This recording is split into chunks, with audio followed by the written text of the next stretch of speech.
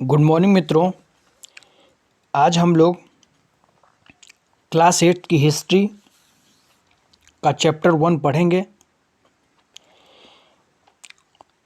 History पढ़ने से पहले हम लोग जान लेंगे कि फादर ऑफ हिस्ट्री किसे कहा जाता है। इतिहास का पिता तो हेरोडोटस को कहा जाता है। चलिए हम लोग आगे बढ़ते हैं। चैप्टर का नाम है कैसे, कब और कहाँ। कोई भी ऐतिहासिक घटना होती है तो हम लोग उसके बारे में यही 3 चीज़ जानते हैं, जैसे कि वो घटना कैसे हुई, कब हुई और कहाँ हुई। अगर हम इतनी जानकारी ले लेते हैं तो हमें उस चीज़ के बारे में पता लग जाता है कि आखिर वह घटना किस तरीके से हुई थी और हमको उस घटना से क्या सीख लेना चाहिए। तो चलिए पढ़ना शुरू करते हैं। हम लोग लाइन बाय लाइन पढ़ेंगे। कुछ इंपॉर्टेंट पॉइंट्स आएगा तो मैं वहाँ पे अंडरलाइन कर दूंगा या उसको एक्सप्लेन कर दूंगा। चलिए शुरू करते हैं। तारीखें कितनी महत्वपूर्ण होती हैं, ये क्वेश्चन पूछा गया है। अब इसका आंसर निकल के आएगा जो हम लोग पैसेज पढ़ेंगे। तो एक वक्त था जब इतिहासकार तारीखों के जादू में ही खोए रहते थे। कब किस राजा की ताजपोशी हुई, कब कौन सा युद्ध हुआ, इन्हीं तारीखों पर गर्मा गर्म बहसें चलती थी। आप समझ के हिसाब से इतिहास के तारीखों का पर्याय माना जाता था। आपने भी लोगों को यह कहते हुए सुना होगा, इतिहास तो बहुत उबाऊ है भाई, बस तारीखें रटते चले जाओ। क्या इतिहास के बारे में यह धारणा सही है? बिल्कुल गलत है। इतिहास देखो, इतिहास एक परिवर्तन है। मतलब हम लोग इतिहास से कुछ सीखते हैं। ऐसा नहीं है कि तारीख है। तारीख आप ज़्यादा से ज़्यादा बता सकते हैं कि अकबर की ताजपोशी कब हुई, अकबर का बेटा कौन था, या किसी भी बादशाह का बेटा कौन था, उसकी ताजपोशी, उसने कौन सी युद्ध कब लड़ी। लेकिन जो हमारे समाज में इतिहास के कारण से परिवर्तन आए हैं उसको एक तारीख देना सही है? बिल्कुल नहीं। तो इसी तरीके से आजकल जितना एग्ज़ाम आप लोग देख रहे होंगे या कोई परीक्षाएं होती हैं, उस पे तारीखों पर उतना महत्व नहीं दिया जाता है। हम लोग सिर्फ एक अपने दृष्टिकोण से इतिहास को समझने की कोशिश करते हैं। देखो, इतिहासकार अलग अलग हैं, इतिहास का बैकग्राउंड अलग अलग है। कुछ इतिहासकार अंग्रेज हैं, कुछ किसी पार्टी से हैं, तो वो अपने हिसाब से इतिहास लिखते हैं। तो हम लोगों को जब पढ़ते हैं इतिहास तो हम लोग जो कॉमन चीज़ें होती हैं ना, उसी को हम लोग सही मानेंगे। तो चलिए हम लोग स्टार्ट करते हैं आगे। इसमें कोई शक नहीं कि इतिहास अलग अलग समय पर आने वाले बदलावों के बारे में ही होता है। इसका संबंध इस बात से है कि अतीत में चीज़ें किस तरह की थीं, उनमें क्या बदलाव आए। जैसे ही हम अतीत और वर्तमान की तुलना करते हैं, हम समय का जिक्र करने लगते हैं, हम पहले और बाद में की बात करने लगते हैं। रोज़मर्रा की ज़िंदगी में हम अपने आसपास की चीज़ों पर हमेशा ऐतिहासिक सवाल नहीं उठाते। हम चीज़ों को स्वाभाविक मानकर चलते हैं, मानो जो कुछ हमें दिख रहा है वो हमेशा से ऐसा ही रहा हो। लेकिन हम सबके सामने कभी कभी अचंभे के क्षण आ जाते हैं। कई बार हम उत्सुक हो जाते हैं और ऐसे सवाल पूछते हैं जो वाकई ऐतिहासिक होते हैं। किसी व्यक्ति को सड़क किनारे चाय के घूंट भरते देखकर आप इस बात पर हैरान हो सकते हैं कि चाय या कॉफ़ी पीने का चलन शुरू कब से हुआ। मित्रों, एक बात बता दूं तो ये चाय पीने का भी चलन अंग्रेजों ने ही शुरू किया था। धीरे धीरे अब चाय की तो इस तरीके से आदत लग गई है कि हमारे समाज में प्रत्येक घर में ऐसा शायद ही कोई घर हो जहां चाय ना बन रहा हो। सेम वही हाल है जैसे कि जियो का है। जियो दोस्तों ने क्या किया, पहले फ्री में सबको दे दिया। अब लोग ऐसे हैं कि रिक्शा वाले से लेके 5 स्टार होटल वाले बिना नेट के रह ही नहीं सकते हैं। तो ये जितने भी बिजनेस करते हैं ना, तो सबसे पहले लोगों की आदत समझते हैं, और नहीं होती है आदत तो पहले आदत डलवाई जाती है, फिर वो सामान बिकने लगता है। तो चलिए हम लोग आगे पढ़ेंगे। आप इस बात पर हैरान हो सकते हैं कि चाय कॉफ़ी पीने का चलन कब से शुरू हुआ। रेलगाड़ी की खिड़की से बाहर झांकते हुए आपके जहन में यह सवाल उठ सकता है कि रेलवे का निर्माण कब हुआ। रेलगाड़ी के आने से पहले लोग दूर दूर की यात्रा किस तरह कर पाते थे। सुबह सुबह अखबार पढ़ते हुए आप यह जानने के लिए उत्सुक हो सकते हैं कि किस ज़माने में अखबार नहीं छपते थे। आपके जवानों में आपके जहन में एक और सवाल आ सकता है कि सबसे पहला अखबार कब छपा था। पहले आप देखते होइएगा, एक छोटी सी चिट्ठी या छोटा सा संदेश एक घोड़े पे बैठकर आदमी दूर दूर 200, 250, 300, 1500 किलोमीटर, 3000 किलोमीटर तक चल जाता था।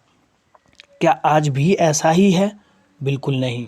तो यही परिवर्तन हम लोग धीरे धीरे इतिहास में पढ़ते हैं कि आखिर ये परिवर्तन किसने किए, कैसे हुए, ये सब है। तो हम लोग चलेंगे आगे। ये सारे ऐतिहासिक सवाल हमें समय के बारे में सोचने के लिए प्रेरित कर देते हैं। समय को हमेशा साल या महीनों के पैमाने पर ही नहीं देखा जा सकता है। कई बार ऐसी प्रक्रियाओं के लिए कोई तारीख तय करना वाकई गलत होता है, जो एक लंबे समय तक चलती रहती है। भारत में लोगों ने अचानक एक दिन सुबह सवेरे चाय पीना शुरू नहीं कर दिया था। इसका स्वाद धीरे धीरे ही उनकी जबान पर चढ़ा था। इस तरह की प्रक्रियाओं के लिए कोई स्पष्ट तिथि नहीं हो सकती। इसी तरह हम ब्रिटिश शासन की स्थापना के लिए भी कोई एक तिथि नहीं बता सकते हैं, क्योंकि ब्रिटिश शासन की स्थापना एक ही दिन में नहीं हुई थी। वो आए थे यहाँ पे क्या, बिजनेस करने आए थे। लेकिन बिजनेस करते करते करते करते उनकी लालच बढ़ती गई, उनका औपनिवेशिक बाद बढ़ता गया और धीरे धीरे प्रशासन अपने हाथ में लेके भारत को एक कॉलोनी बना लिया। दोस्तों, राष्ट्रीय आंदोलन किस दिन शुरू हुआ या अर्थव्यवस्था या समाज में किस दिन बदलाव आया, यह बताना भी संभव नहीं है। ये सारी चीज़ें एक लंबे समय में घटनी है। ऐसे में हम सिर्फ एक अवधि की ही बात कर सकते हैं, एक लगभग सही अवधि के बारे में बता सकते हैं जब वे खास बदलाव दिखाई देने शुरू हुए होंगे। बढ़ते हैं आगे। तो फिर लोग इतिहास को तारीखों से जोड़कर क्यों देखते हैं? इस जुड़ाव की एक वजह है। एक समय था जब युद्ध और बड़ी बड़ी घटनाओं के ब्यौरों को इतिहास माना जाता था। यह इतिहास राजा महाराजाओं और उनकी नीतियों के बारे में होता था। इतिहासकार यह लिखते थे कि कौन से साल राजा को ताज पहनाया गया, किस साल उसका विवाह हुआ, किस साल उसके घर में बच्चा पैदा हुआ, कौन से साल उसने कौन सी लड़ाई लड़ी, वह कब मरा और उसके बाद कब कौन सा शासक गद्दी पर बैठा। इस तरह की घटनाओं के लिए निश्चित तिथि बताई जा सकती है और इस तरह के इतिहासों में तिथियों का महत्व बना रहता है। देखिए दोस्तों, विज्ञापनों से भी नापसंद और पसंद तय होती है। देख लीजिए यहाँ पे, ये राजा है, ये रानी विक्टोरिया का तीसरा, और पीछे जो है इंडियन कोई महल दिखाया गया है। ये लिप्टन चाय का प्रचार किया जा रहा है। कहने का मतलब, अगर ये बड़े बड़े लोग चाय पी सकते हैं तो हम क्यों नहीं, यही है प्रचार। तो देखिए हेडिंग में क्या है, विज्ञापनों से भी पसंद नापसंद तय होती है। आज विमल का प्रचार बताइए अक्षय कुमार से किया जा रहा है, च्यवनप्राश का अमिताभ बच्चन से कराया जा रहा है। ये सब क्यों कराया जाता है? ताकि लोगों को लगे कि ये लोग खाते हैं तो हम लोग भी खाएंगे तो इनकी तरह बन जाएंगे। और ये होता है, ये काम करता है ये चीज़। चलिए आगे हम लोग पढ़ेंगे।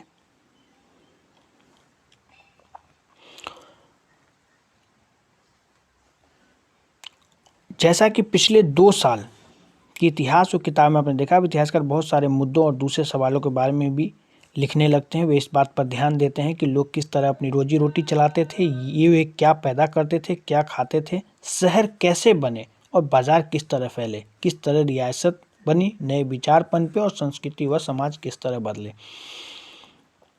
अब कौन सी तारीखें, कुछ तारीखों को महत्वपूर्ण मानने का पैमाना क्या होता है? हम जो तारीखें चुनते हैं, जिन तारीखों के इर्द गिर्द हम अतीत की कहानी बुनते हैं, वे अपने आप में महत्वपूर्ण नहीं होती।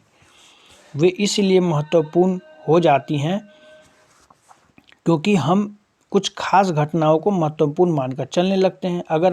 अगर अध्ययन का विषय बदल जाता है, अगर हम नए मुद्दों पर ध्यान देने लगते हैं तो महत्वपूर्ण तारीखें भी बदल जाती है। एक उदाहरण पर विचार कीजिए।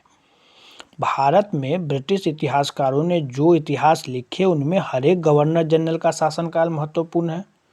ये इतिहास प्रथम गवर्नर जनरल वॉरेन हेस्टिंग के शासन से शुरू होते थे और आखिरी वायसराय लॉर्ड माउंटबेटन के साथ खत्म होते थे।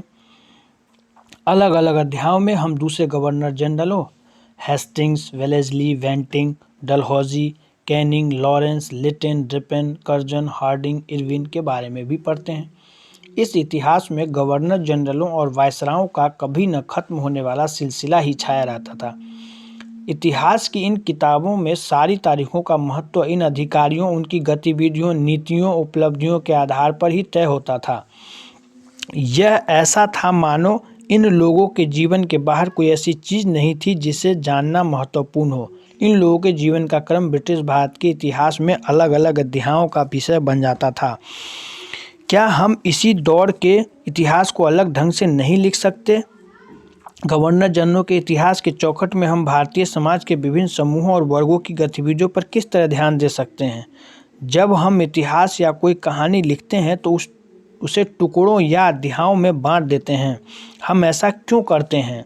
ऐसा इसीलिए किया जाता है कि ताकि हर अध्याय में कुछ सामंजस्य रहे।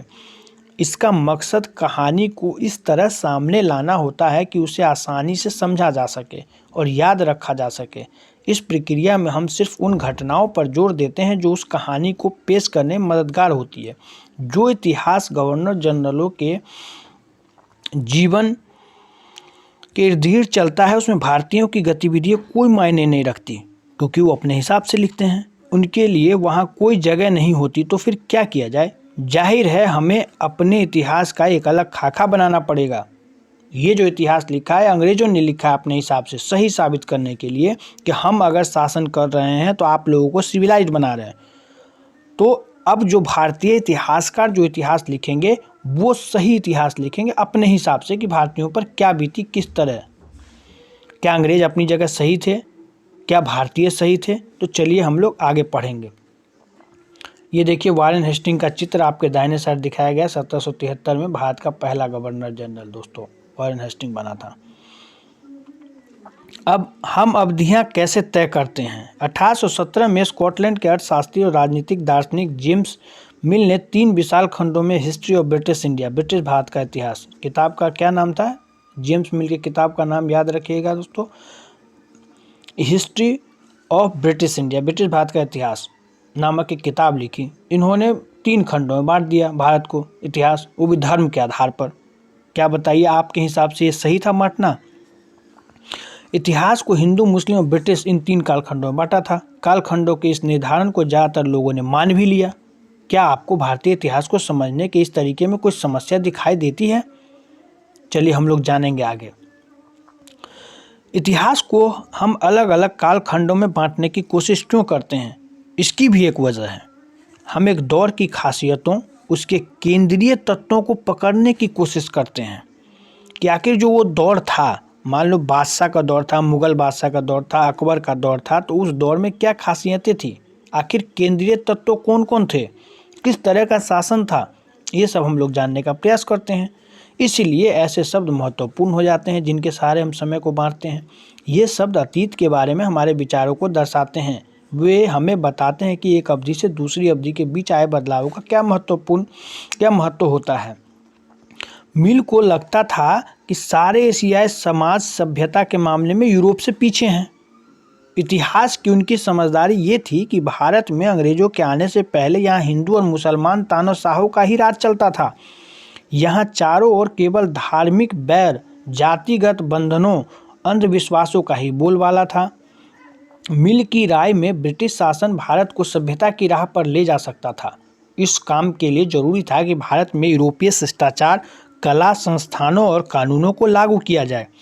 मिल ने तो यहाँ तक सुझाव दिया था कि अंग्रेजों को भारत के सारे भूभाग पर कब्जा कर लेना चाहिए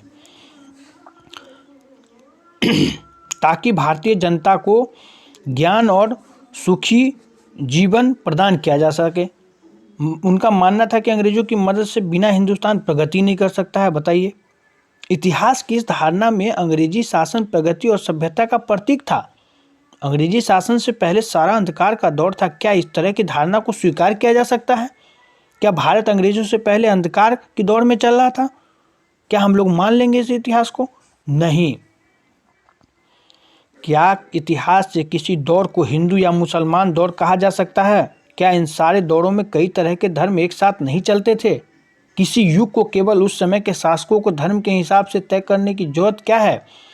अगर हम ऐसा करते हैं तो इसका मतलब यह कहना चाहते हैं कि औरों के जीवन और तौर तरीकों का कोई महत्व नहीं होता। हमें याद रखना चाहिए कि प्राचीन भारत में सारे शासकों का भी एक धर्म नहीं होता था। अंग्रेजों द्वारा सुझाए गए वर्गीकरण से अलग हटकर इतिहासकार भारतीय इतिहासकार को आमतौर पर प्राचीन, मध्यकालीन तथा आधुनिक काल में बांटकर देखते हैं। इस विभाजन की भी अपनी समस्याएं हैं। ये विभाजन अभी तक हम लोग पढ़ रहे हैं, लेकिन इसकी भी समस्याएं हैं। इतिहास को इन खंडों में बांटने की यह समझ भी पश्चिम से आई है। पश्चिम में आधुनिक काल को विज्ञान, तर्क, लोकतंत्र, मुक्ति, समानता जैसी आधुनिकता की ताकत के विकास का युग माना जाता है। उनके लिए मध्यकालीन समाज वे समाज थे जहां आधुनिक समाज की ये विशेषताएं नहीं थी। क्या हम अपने अध्ययन के लिए आधुनिक काल की इस अवधारणा को बिना सोचे विचारे ऐसे ही अपना सकते हैं? जैसा कि आप इस किताब में देखेंगे, अंग्रेजों के शासन में लोगों के पास समानता, स्वतंत्रता या मुक्ति नहीं थी, ना ही यह आर्थिक विकास और प्रगति का दौर था। बहुत सारे इतिहासकार इस युग को औपनिवेशिक युग कहते हैं। अब औपनिवेशिक युग कहते हैं तो औपनिवेशिक के बारे में कुछ समझेंगे आगे हम लोग। चलिए देखते हैं औपनिवेशिक क्या होता है। इस किताब में आप पढ़ेंगे किस तरह अंग्रेजों ने हमारे देश को जीता, स्थानीय नवाबों और राजाओं को दबाकर अपना शासन स्थापित किया। आप देखेंगे कि किस तरह उन्होंने अर्थव्यवस्था और समाज पर नियंत्रण स्थापित किया, अपने सारे खर्चों को निपटाने के लिए राजस्व वसूल किया, अपनी ज़रूरत की चीज़ों को सस्ती कीमत पर खरीदा, निर्यात के लिए महत्वपूर्ण फसलों की खेती कराई। इन सारी कोशिशों के कारण क्या बदलाव आए? ज़बरदस्ती जमींदारों को सारी जमींदारी दे दी गई। जो लोकल किसान हुआ करते थे उनसे ज़मींदार टैक्स ज़बरदस्ती वसूलते थे और जो टैक्स नहीं दे पाते थे उनकी ज़मीनें छीन ली जाती थी। अब बताइए, जिनकी ज़मीनें छीन ली जाएंगी वो क्या करेंगे? इसका अंतिम क्या होगा? तो धीरे धीरे लोग भुखमरी के शिकार बनेंगे और एक बहुत बड़ा अकाल आएगा। ये हम लोग धीरे धीरे आगे पढ़ेंगे। आप ये भी जानते हैं कि ब्रिटिश शासन के कारण यहाँ की मूल्य मान्यताओं और पसंद नापसंद, रीति रिवाज, तौर तरीकों में क्या बदलाव आए। जब एक देश पर दूसरे देश के दबदबे से इस तरह के राजनीतिक, आर्थिक, सामाजिक और सांस्कृतिक बदलाव आते हैं तो इस प्रक्रिया को औपनिवेशीकरण कहा जाता है। लेकिन जल्द ही आप ये समझ जाएंगे कि सारे वर्ग और समूह इन बदलावों को एक ही ढंग से अनुभव नहीं कर रहे थे। इसलिए इन किताब को हमारे अतीत यानी कई अतीतों पर केंद्रित नाम दिया गया है। हम किस तरह जानते हैं भारतीय इतिहास के पिछले 250 साल का इतिहास लिखने के लिए इतिहासकार कौन से स्रोतों का इस्तेमाल करते हैं? तो प्रशासन जो है अभिलेख तैयार करता है। कोई भी अभिलेख तैयार करता है, उसके माध्यम से हम लोग कुछ जानने की कोशिश करते हैं। तो चलिए आगे पढ़ते हैं। प्रशासन अभिलेख तैयार करता है। अंग्रेजी शासन द्वारा तैयार किए गए सरकारी रिकॉर्ड इतिहासकारों का एक महत्वपूर्ण साधन होते हैं। अंग्रेजों की मान्यता थी कि चीज़ों को लिखना महत्वपूर्ण होता है। उनके लिए हर निर्देश, हर योजना, नीतिगत फैसले, सहमति, जांच को साफ साफ लिखना जरूरी था। ऐसा करने के बाद चीज़ों को अच्छी तरह अध्ययन किया जा सकता था और उन पर वाद विवाद किया जा सकता है। इस समझदारी के चलते ज्ञापन, टिप्पणी और प्रतिवेदन पर आधारित शासन की संस्कृति पैदा हुई। अंग्रेजों को यह भी लगता था कि तमाम अहम दस्तावेजों और पत्रों को संभाल कर रखना जरूरी है।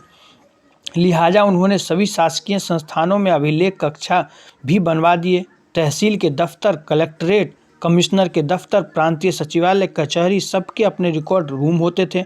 आज भी आप लोग इस चीज़ को देखते आ रहे हैं। ये चीज़ अभी भी चल रही है हमारे समाज में। महत्वपूर्ण दस्तावेजों को बचा कर रखने के लिए अभिलेखागार, आर्काइव और संग्रहालय जैसे संस्थान भी बनाए गए।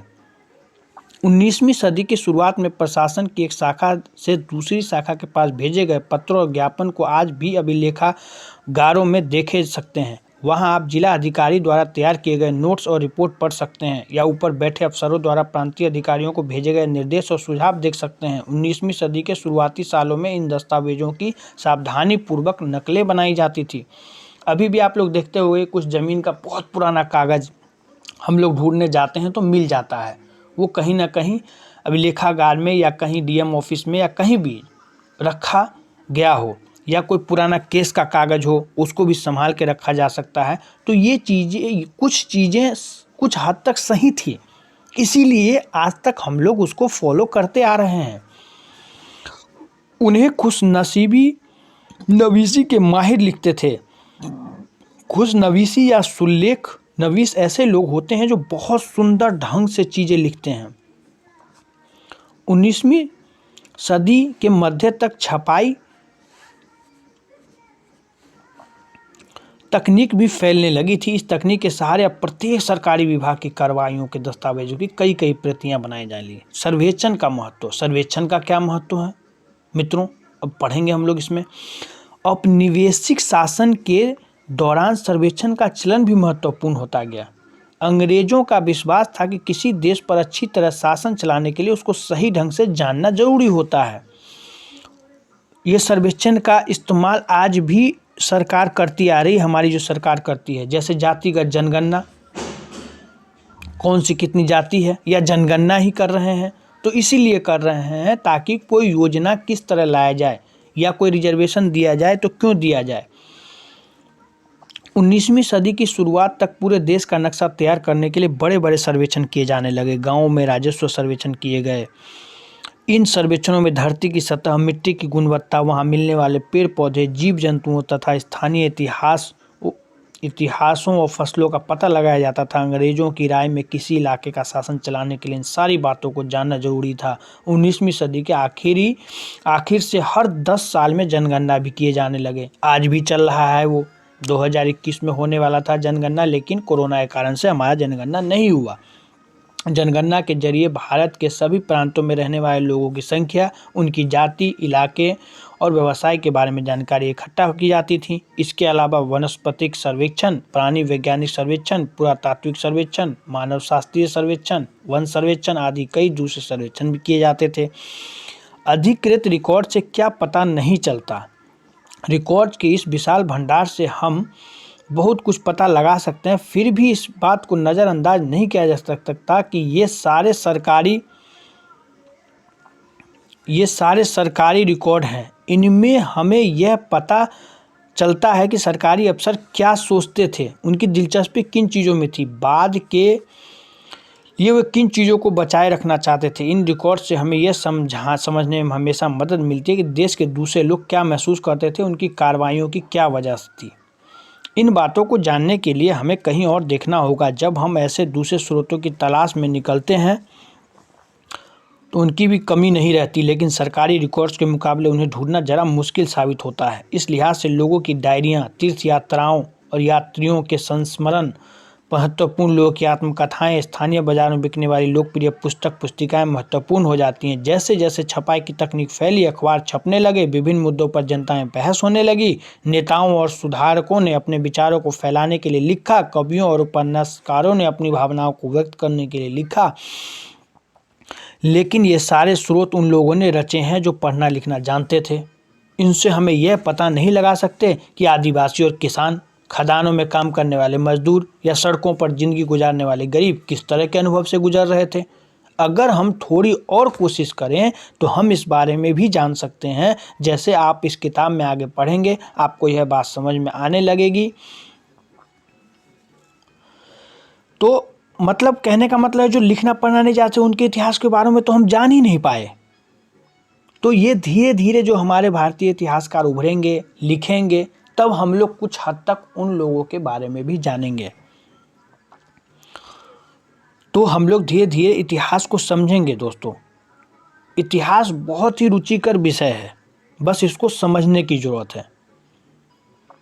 अभी भारतीय इतिहासकार जब लिखेंगे, वो पढ़ेंगे तो हमको बहुत अच्छा लगेगा और पता चलेगा कि अंग्रेजों ने किस तरह हमारा शोषण किया, किस तरह से हमारा दुरुपयोग किया। तो चलिए इस क्लास को यहीं समाप्त करते हैं। कुछ देख लेते हैं जो हम लोगों ने पढ़ा है, क्या कितना समझ में आया हम लोगों को। तो सही गलत बताइए। देखिए, जेम्स मिल ने भारतीय इतिहास को हिंदू, मुस्लिम, ईसाई 3 कालखंड में बांटा दिया था। बिल्कुल सही है, 3 कालखंड में बांटा था ना दोस्तों।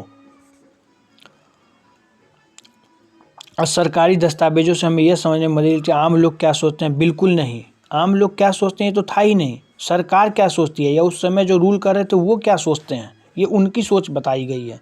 अंग्रेजों को लगता था कि सही तरह शासन चलाने के लिए सर्वेक्षण महत्वपूर्ण होते हैं। ये बिल्कुल सही है।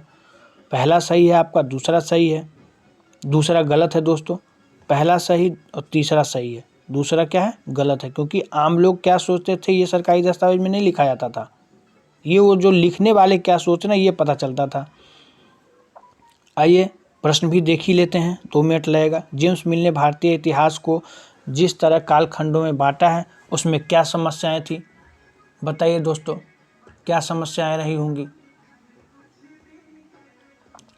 वो सांप्रदायिक थे।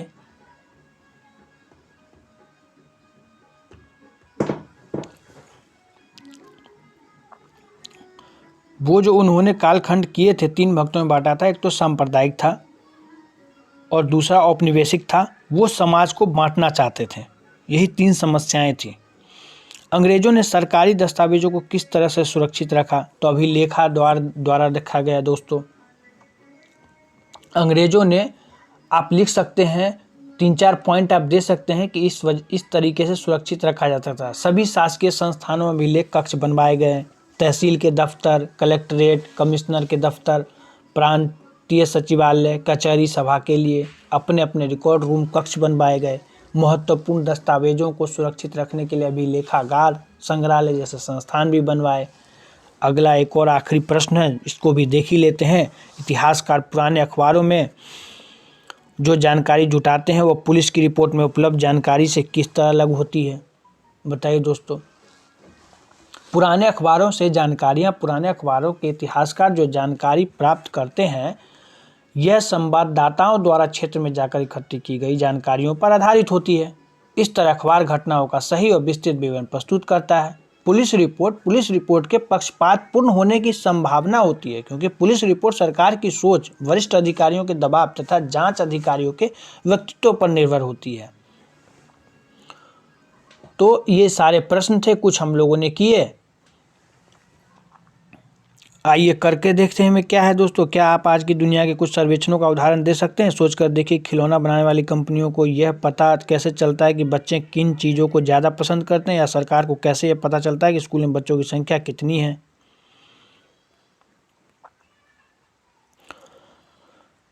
इतिहास का ऐसे सर्वेक्षणों से क्या हासिल कर सकते हैं, बताइए दोस्तों क्या हासिल कर सकते हैं। सर्वेक्षणों के कुछ उदाहरण हैं, जैसे कि जनगणना सर्वेक्षण कराते हैं हम लोग, चुनाव पूर्व सर्वेक्षण कराते हैं, वनों का क्षेत्रफल जानने के लिए सर्वेक्षण कराते हैं, नए तेल गैस क्षेत्र का पता लगाने के लिए सर्वेक्षण कराते हैं। खिलौने बनाने वाली कंपनियां भी सर्वेक्षण के माध्यम से बच्चों की पसंद का पता लगाती है। स्कूलों में बच्चों की संख्या जानने के लिए सरकार स्कूल और प्रशासनिक अधिकारियों की रिपोर्ट के सर्वेक्षण के आधार पर स्कूलों में बच्चों की संख्या पता लगाती है। इतिहासकारों के लिए सर्वेक्षण का क्या महत्व है, तो इतिहासकार सर्वेक्षणों से विभिन्न जानकारियाँ इकट्ठा कर सकते हैं और समाज में आ रहे बदलाव के विषय में लिख सकते हैं। तो दोस्तों ये चैप्टर हमारा यहीं समाप्त होता है। अगले चैप्टर में हम लोग कुछ आगे जानकारी प्राप्त करेंगे। आप सभी का धन्यवाद।